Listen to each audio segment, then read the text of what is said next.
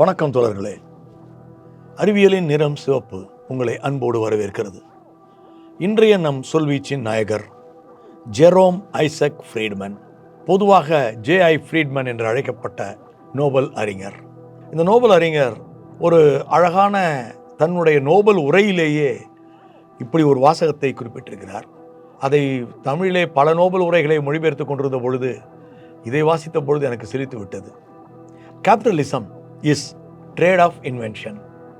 கண்டுபிடிப்புகளை வணிக முறை ஆக்குவதுதான் கேபிட்டலிசம், முதலாளித்துவம் என்றும், but socialism it gives the real free use of invention என்றும் ஒரு வரியை அவர் குறிப்பிடுகின்றார். அனைவருக்கும் ஒரு கண்டுபிடிப்பு பயன்பட வேண்டும் என்றால் சோஷியலிசம் தேவை என்பதுதான் அந்த அற்புத சொல்வீச்சின் அர்த்தம். இன்றைக்கு நாம் அறிமுகம் செய்ய இருக்கும் சோவியத் புத்தகம் கெமிஸ்ட்ரி இன் சோவியத் யூனியன் என்கிற ஒரு பிரம்மாண்ட புத்தகம். இந்த புத்தகத்தை எழுதியவர் துர்கேவிச் மற்றும் ஜோனிர் என்கின்ற இரண்டு மாமனிதர்கள். இருவரும் இணைந்து சோவியத்தினுடைய ஒட்டுமொத்த வேதியியல் வளர்ச்சியை முன்வைத்திருக்கிறார்கள். சோவியத்துகள் ராக்கெட் அனுப்பியதை நாம் பார்த்திருக்கிறோம். செயற்கைக்கோள் வித்தகர்களாக இருப்பதை நாம் பார்த்திருக்கிறோம். இயற்பியலில் சோவியத் யூனியன் அடைந்த உச்சங்களை நாம் கேள்விப்பட்டிருக்கிறோம். ஆனால் வேதியியலில் சோவியத் என்ன சாதித்தது? ரஷ்ய அறிஞர் மெண்டலீவ் தான் நம்முடைய வேதி அட்டவணையை வழங்குவார் என்று நமக்கு தெரியும். அதை தாண்டி வருகின்ற பொழுது சோவியத்துகள் வேதியியலில் என்னவெல்லாம் இணைத்தார்கள்? சோவியத்துகள் 3 அற்புத கண்டுபிடிப்புகளை வேதியியலுக்கு வழங்கினார்கள் என்று இந்த புத்தகம் பேசுகிறது. ஒன்று, இந்த உலகில் விஷவாயுக்களை வெளியிட்டு ஒரு இராணுவ தாக்குதல் நடத்தப்பட்ட போதெல்லாம் அந்த தாக்குதலுக்கு எதிராக மனிதர்கள் தங்களை எப்படி பாதுகாத்துக் கொள்ள வேண்டும் என்பதற்கான முகக்கவசத்தை இந்த உலகிற்கு வேதியியல் ரீதியில் கண்டுபிடித்து வழங்கியவர்கள் சோவியத்துகள் என்று இந்த புத்தகம் பேசுகிறது. இரண்டாவது விஷயம், ஒரு உணவு என்கின்ற ஒன்று தயாரிக்கின்ற பொழுது அந்த தயாரிக்கும் உணவுப் பொருட்களில் என்னென்ன வேதிப்பொருட்கள் இருக்கின்றன, இவை சத்தான மனித உடம்புக்கான ஒரு சத்து கோட்பாட்டை எப்படி அடைய முடியும் என்பதற்கான அட்டவணையை சோவியத்துகள் தான் வழங்கினார்கள் என்று புத்தகம் கூறுகிறது.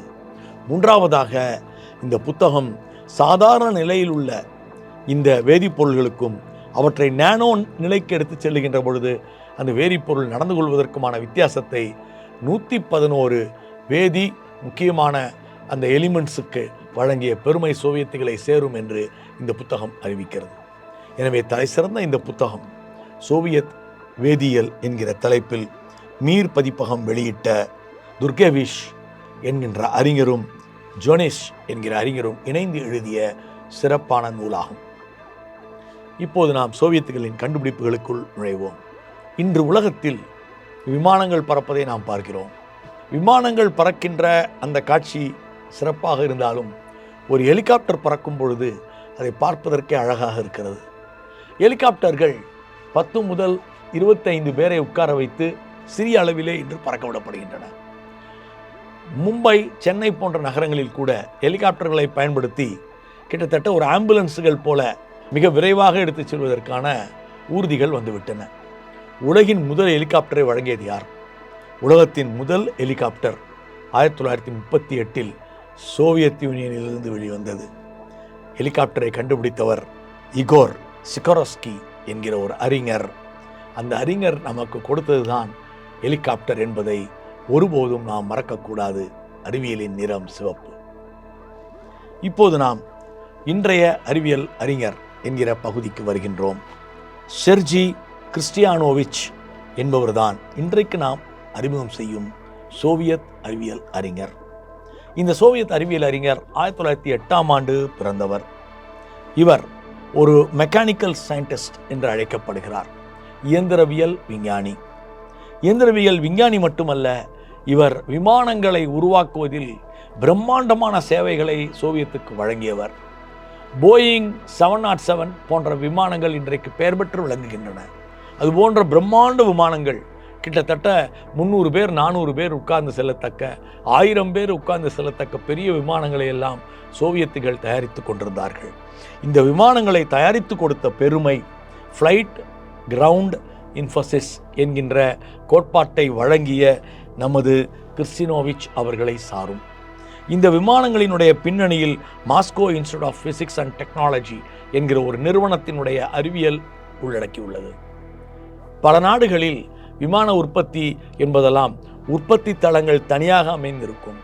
ஆனால் சோவியத் நாட்டில் Moscow institute of physics and technology என்கின்ற அந்த கல்வியகத்தோடு இணைந்து இந்த விமானத்தை உருவாக்குகின்ற ஒரு தொழிற்சாலை அமைந்திருக்கிறது என்றால் நமக்கு அது மிகுந்த ஆச்சரியத்தை தருகிறது. இப்படிப்பட்ட இந்த மாபெரும் கண்டுபிடிப்பாளர் ஏரோடைனமிக்ஸ் துறையினுடைய தந்தை என்று போற்றப்படுகிறார். 2001ஆம் ஆண்டு இவர் காலமானார். இப்போது நாம் அடுத்த அதிசயத்திற்கு வருகின்றோம். இந்திய சோவியத் உறவு. இன்றைக்கு நாம் அறிமுகம் செய்ய போகும் இன்னொரு மாபெரும் அறிஞர் கொலச்சலா சீதாராமையா. கொலச்சலா சீதாராமையா என்கிற இந்த பெயரை உங்களில் சிலர் கேள்விப்பட்டிருக்கக்கூடும். கொலச்சலா சீதாராமையா இல்லை என்றால் இன்றைக்கு நம்முடைய 4 சக்கர வாகனங்களோ 2 சக்கர வாகனங்களோ இல்லை.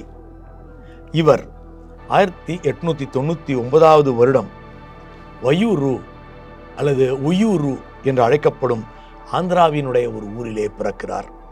இவர் சோவியத் யூனியனுக்கு செல்கிறார். எப்படி? இவர் அமெரிக்காவிலே உயர்கல்வி கற்பதற்காக ஏல் பல்கலைக்கழகத்திற்கு தேர்வு செய்யப்பட்டார். ஆனால் அங்கே மோசடித்தனமாக இவரை ஏமாற்றினார்கள். ஏறக்குறைய ஒரு பிச்சைக்காரராக இவர் ஆக்கப்பட்டார். ஆனால் தலை சிறந்த அறிவாளி. இவர் அங்கே கோட்டியா என்கின்ற ஒரு பெண்மணியை திருமணம் செய்து கொண்டார். அந்த பெண்மணி இவருக்கு முக்கியமான ஒரு அறிஞரை அறிமுகம் செய்கிறார்.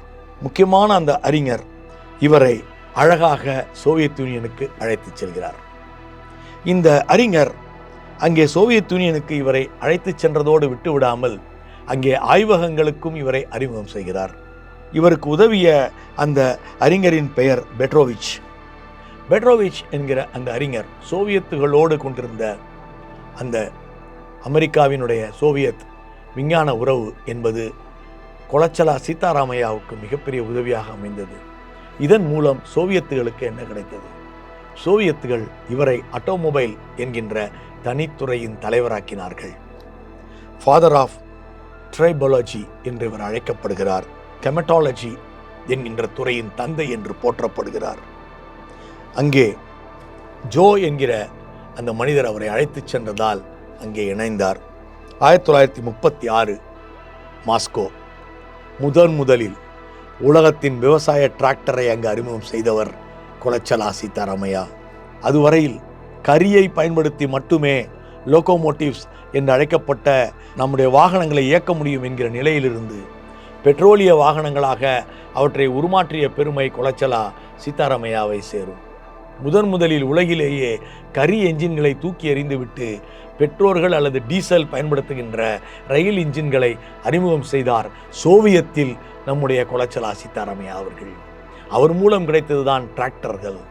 இந்த டிராக்டர்களும் ரயில்களும் தான் முதலில் ஓடின. அதன் பிறகுதான் நம்முடைய கார்களும் 2 சக்கர வாகனங்களும் வந்தன. விவசாயத்துக்கு பயன்படுகின்ற டிராக்டர்களை சோவியத்துகளுக்கு வழங்கிய பெருமைக்குரிய கொலச்சலா சீதாராமையா இந்திய சோவியத் உறவின் அற்புதமான அறிவியல் அடையாளம். அறிவியலின் நிறம் சிவப்பு என்பதற்கான தலை சிறந்த உதாரணம். நன்றி. மீண்டும் சந்திப்போம்.